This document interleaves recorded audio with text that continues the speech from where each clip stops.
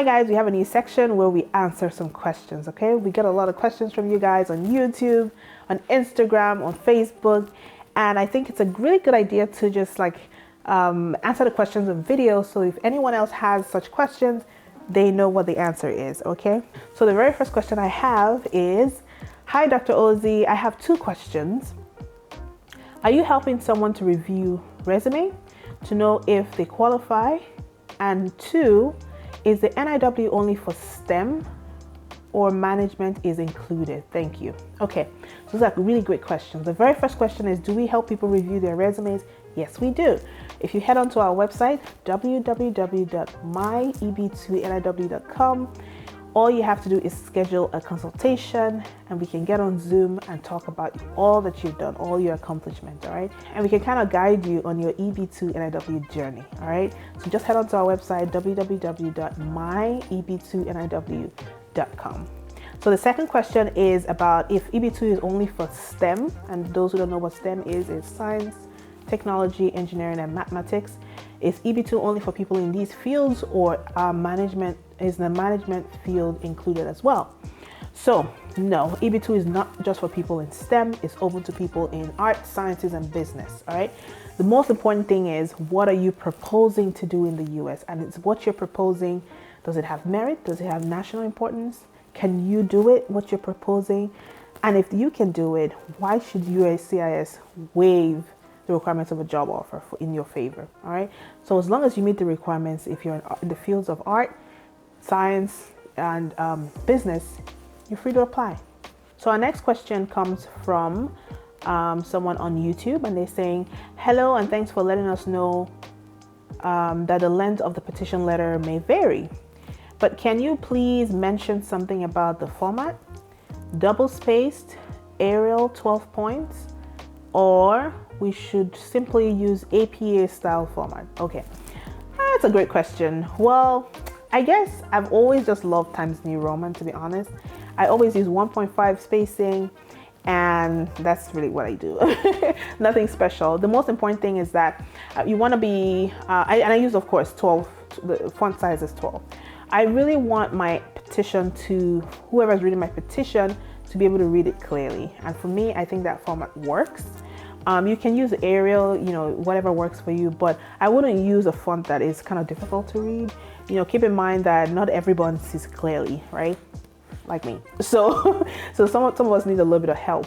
And I just find that Arial, I find that Times New Roman is standard. And then a 1.5 spacing is okay. Of course, 12 points, font size actually works for me. So that's a personal preference. But I don't know, does anyone have any other comments about that? You can go ahead and tell us in the comment section of this video, and of course we'll be happy to talk about that. All right, but good luck. Okay, someone is asking about vaccination records. So someone says, thank you for the information. I have a question. If I do not have a vaccination record, do I have to get the vaccines done before I see the civil surgeon, or can I go to the civil surgeon without any vaccination records? I think you need to go to see the civil surgeon first, all right? Because I don't want you to just start taking vaccines just because you think USCIS is going to need them. They constantly review these things. So it's important that you go to the civil surgeon. They'll tell you exactly what you need to take, all right, or exactly what's missing. I think it's important that you do that. Don't just start taking different vaccines just because you think or you read online that USCIS is going to need that, okay? I think that's a better way to go. Here's another question. Someone says, hi doc, thanks for the great work. I have all Nigerian degrees and transcripts. Do I need to evaluate them perhaps with WES before filing for petition? Now that's another great question. So in my case, when I applied, I had a US degree, I had a PhD, and so I used that to apply. Of course, I didn't need that translated. But if you feel like, okay, you're applying with foreign degrees, especially because you're not sure if your degrees are the equivalent of US degrees, in that case, I would say go ahead and do it, right? You have nothing to lose if you do it, right? Because I've seen cases where USCIS has asked for translations for certain degrees, especially if they don't feel like it's the equivalent of a US degree. So if you don't feel comfortable that your degree certificate is equivalent, yes, definitely, please go ahead and get that evaluated. I have seen people who have applied without getting their degrees evaluated, and they've gotten away with it. But just for your own peace of mind, I would say just do it if you have to. Okay. Here's another question. Someone is saying, thanks for the video. Does EB2NIW applicants need affidavit of financial support? If yes, how do you prove this? Thanks. Okay, in my experience, I didn't need any affidavit of financial support. It could be because I was already working. I was a postdoc, and so I didn't have to do this. And I worked with a lot of people who are students and who have not been asked for affidavit of support. But you guys can correct me if I'm wrong. If you've been asked for it in the past, what were the circumstances under which you were asked for that? Okay. But in my case, and in the case of most people that I've worked with, they have not needed to provide an affidavit of support. Someone else says, hi there. I hope you are fine and great. Of course, I'm doing well. Thank you so much for asking. I like your videos and I would like you to help me with my proposal endeavor. I need how to write that and I would like you to share your email. Thanks. Okay, sure.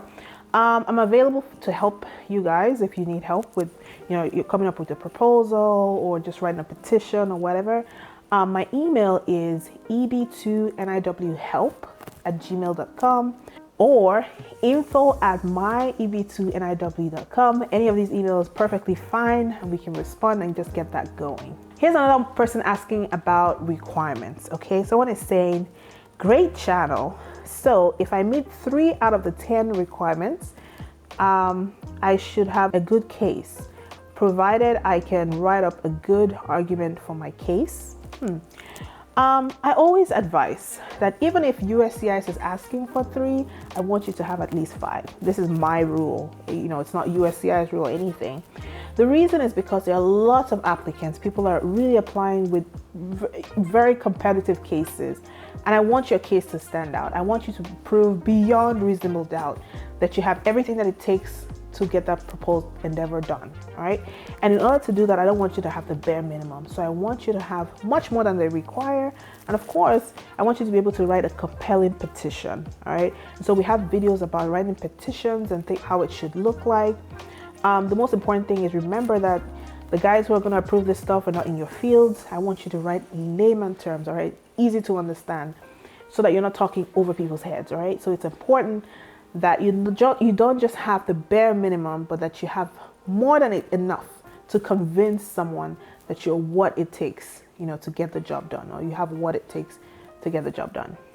I want to know how to pay if you're not in the US or if you don't have any friends who live in the US and who can help with the payment. Oh, we're going to do a whole video on just how to pay for USCIS forms.